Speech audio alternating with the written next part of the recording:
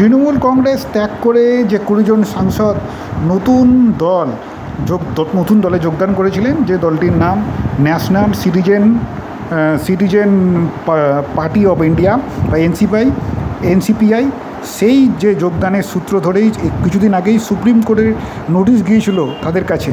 আর এবার তাদের উপর চাপ আরও বাড়লো। লোকসভা স্পিকার ওম বিড়লার দপ্তর থেকেও তাদের কাছে চিঠি পাঠানো হয়েছে।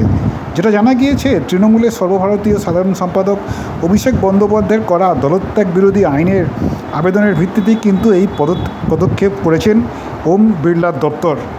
এই ২০ জনের মধ্যে রয়েছেন একাধিক পরিচিত তারকা সাংসদও। অভিনেত্রী রচনা বন্দ্যোপাধ্যায়, অভিনেত্রী সায়নী ঘোষ, অভিনেতা দেব ওরফে দীপক অধিকারী, অভিনেত্রী জুন মালিয়া, প্রাক্তন অভিনেত্রী ও সাংসদ শতাব্দী রায় এবং প্রাক্তন ক্রিকেটার ইউসুফ পাঠানের নামও রয়েছে এই তালিকায়।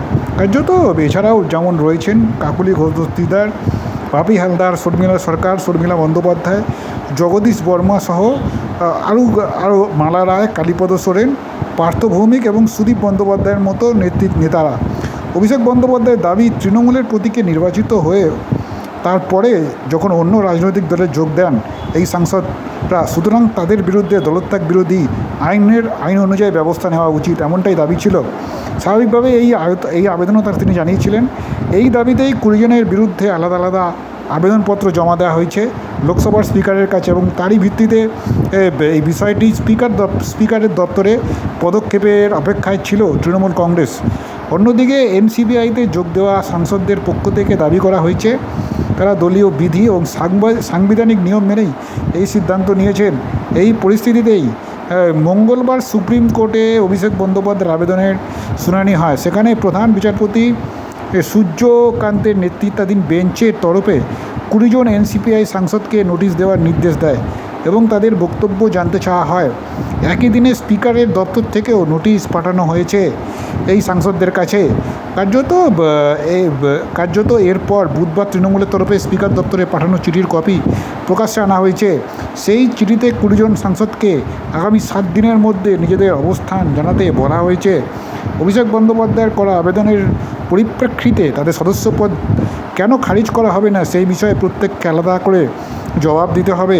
অর্থাৎ তৃণমূলের করা দলত্যাগ বিরোধী আইনের আবেদনের বিরুদ্ধে তাদের বক্তব্য কী তা স্পিকারের কাছে স্পষ্ট করতে হবে নির্দিষ্ট সময়ের মধ্যে এই সাংসদদের। এর আগে সুপ্রিম কোর্টে শুনানির সময় এই মামলায় স্পিকার দপ্তরের পদক্ষেপ নিয়ে প্রশ্ন উঠেছিল। অভিষেক বন্দ্যোপাধ্যায়ের পক্ষ থেকে দীর্ঘদিন ধরে স্পিকারের কাছে জমা থাকা আবেদন দ্রুত নিষ্পত্তির দাবি জানানো হচ্ছিল। এবার আদালতের নোটিশের পাশাপাশি কিছুটা বাধ্যই হয় মনে করা হচ্ছে। স্পিকার দপ্তরের ৭ দিনের সময়সীমা পরিস্থিতিকে আরও জটিল করে তুলেছে। উল্লেখ্য, তৃণমূল থেকে বিচ্ছিন্ন এনসিপিআইতে যোগ দেওয়া এই ২০ সাংসদ ইতিমধ্যে লোকসভায় আলাদা গোষ্ঠী হিসেবে নিজেদের অবস্থান তৈরি করার চেষ্টা করেছেন। সুদীপ বন্দ্যোপাধ্যায়কে লোকসভা এনসিপিআই নেতা এবং কাকলি ঘোষ দস্তিদারকে চিফ হুইপ হিসেবে সামনে আনা হয়েছে।